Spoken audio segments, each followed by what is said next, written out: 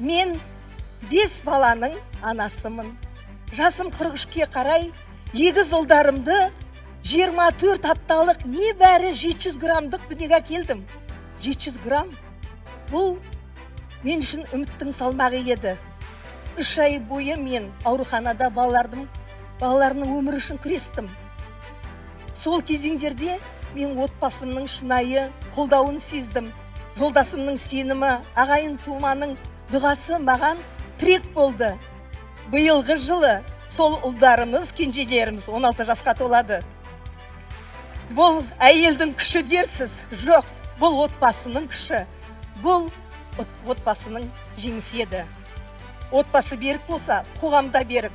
Қоғам берік болса, біз ертеңімізге сенімдіміз. Сондықтан да отбасы құндылықтарын қорғау ол басқаның емес, бұл баршамыздың міндетіміз. Біздің аналық борышымыз. Міне, мен сондықтан да жаңа конституцияны қолдаймын.